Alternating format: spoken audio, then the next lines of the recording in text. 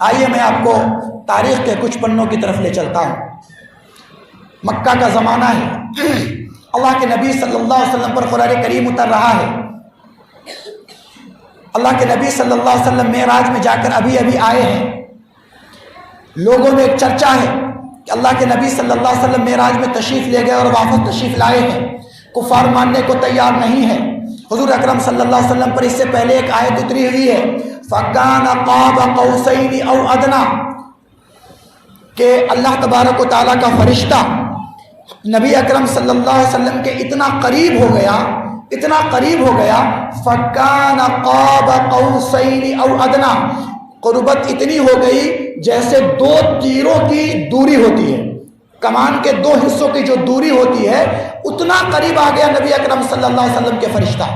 او ادنا، اس سے بھی زیادہ، یعنی جب تیر کھینچا جاتا ہے تو یہ حصہ سکڑنے لگتا ہے، تبھی نہ تیر دور جائے گا۔ تو اللہ تبارک و تعالیٰ فرماتا ہے کہ فرشتہ اللہ کے نبی کے اتنا قریب آیا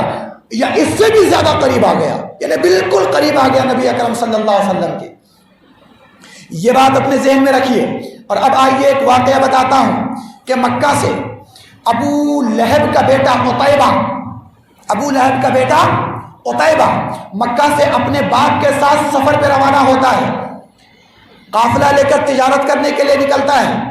جانے سے پہلے اپنے باپ سے کہتا ہے ذرا سی دیر رکو، میں ابھی محمد کی خبر لے کر آتا ہوں صلی اللہ علیہ وسلم، یعنی محمد صلی اللہ علیہ وسلم کو تکلیف پہنچا کر آتا ہوں، آپ صلی اللہ علیہ وسلم کو ایذا پہنچا کر آتا ہوں۔ وہاں سے آتا ہے، حضور اکرم صلی اللہ علیہ وسلم کی بارگاہ میں آتا ہے اور کہتا ہے محمد فَكَانَ قَابَ قَوْسَيْنِ أَوْ أَدْنَىٰ، یا محمد فَدَنَا فَتَدَلَّىٰ، یعنی اے محمد، وہ فرشتہ تھا اس کا کیا ہوا؟ اتنا قریب ہوا تھا،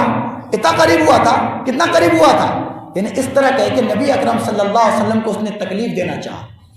اس نے حضور اکرم صلی اللہ علیہ وسلم کو ایذا پہنچانی چاہیے، اس نے آقا صلی اللہ علیہ وسلم کا دل توڑنا چاہا۔ جس طریقے سے ہمارا کوئی معاملہ ہوتا ہے اور کوئی آ کر ہمیں کہے وہ کیا ہوا، وہاں پر بہت زور سے چیخ رہے تھے، آواز اتنی دھیمی ہو گئی، مطلب کوئی بڑا آدمی آ گیا تو آپ دھیرے بولنے لگے تو کہا آواز ایسی دھیمی ہو گئی، نکل گئی ہے قریب۔ اس طرح کر کے تکلیف دی جاتی ہے کسی دوسرے کو۔ سرکار مدینہ صلی اللہ علیہ وسلم کو اس نے تکلیف دینا چاہا اور آ کر کہا یا محمد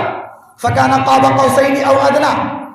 اتنی دوری رہ گئی تھی یا اور دوری رہ گئی تھی۔ اس طرح سے حضور اکرم صلی اللہ علیہ وسلم کا اس نے مذاق اڑانا چاہا۔ نبی اکرم صلی اللہ علیہ وسلم کی زبان مبارک سے ایک بد دعا نکلی،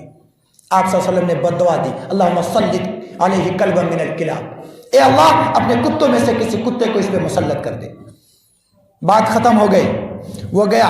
باپ نے پوچھا یعنی ابو لہب نے پوچھا کہ کیا ہوا؟ کہا جا کے میں نے تو محمد کو ایسی تکلیف دی، ایسا جملہ کہا تلبلا کر رہ گیا۔ باپ نے پوچھا تو نے کیا کہا؟ وہ بات کی بات ہے، محمد نے کیا کہا یہ بتاؤ صلی اللہ علیہ وسلم۔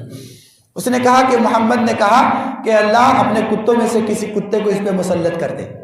اتنا سننا تھا کہ ابو لہب کا چہرہ زرد پڑ گیا۔ قافلے کو چلا لے کر سفر میں آگے گئے، جانے کے بعد جب رات ہو گئی ایک جگہ پڑاؤ ڈالا گیا، پڑاؤ ڈالنے کے بعد جب سونے کا وقت آیا تو ابو لہب نے پورے قافلے والوں سے کہا کہ سنو مجھے ڈر ہو رہا ہے، میرا بیٹا محمد کے پاس گیا تھا اسے تکلیف پہنچانے کے لیے، میرے بیٹے نے محمد کو تکلیف پہنچائی، اس کے بعد محمد نے میرے بیٹے کو بد دعا دی ہے، مجھے ڈر ہو رہا ہے کہ ایسا نہ ہو کہ میرے بیٹے کی جان چلی جائے، اس لیے ایسا کرو سب لوگ مل کر اونٹ کو چاروں طرف بٹھا دو، اپنا سامان چاروں طرف سے جمع کرو اور ایک جگہ جمع کر کے اونچی جگہ بناؤ، چاروں طرف سے اپنے اونٹ کو بٹھاؤ، ہم لوگ نیچے سو جائیں گے اور ہمارا بیٹا اوپر سوئے گا اونچی جگہ پر، تاکہ ہمارا بیٹا محفوظ رہے، مجھے ڈر ہو رہا ہے کہ میرے بیٹے کو کچھ ہو نہ جائے۔ قبیلے کا سردار تھا، لوگوں نے بات مان لی کہ بہت اچھا، آپ کا جو حکم سر آنکھوں پہ، لہذا قبیلے کے جو سامان تھے، جو سفر کا سامان تھا، جو مال تجارت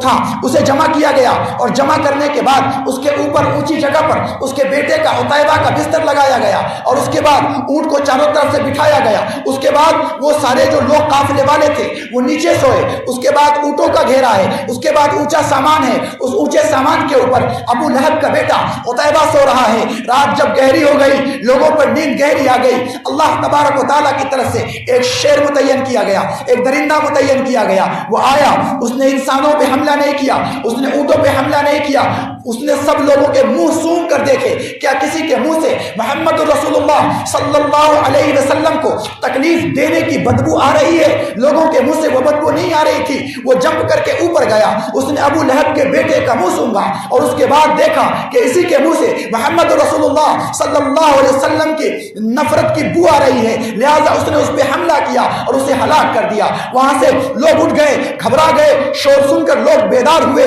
لوگ بھاگنے لگے، ادھر ادھر بچاؤ کی کوشش کرنے لگے، مگر وہ شیر اس پر حملہ کر کے اسے ہلاک کر کے کسی اور پہ حملہ آور نہیں ہوا اور جنگل کا راستہ لیا، جنگل میں گم ہو گئے۔ ابو لہب یہ کہتا تھا کہ جس وقت میرے بیٹے نے بتایا کہ محمد نے اسے بد دعا دی ہے، اسی وقت میرا دل یہ کہہ رہا تھا کہ کوئی نہ کوئی حادثہ میرے بیٹے کے ساتھ ہو جائے۔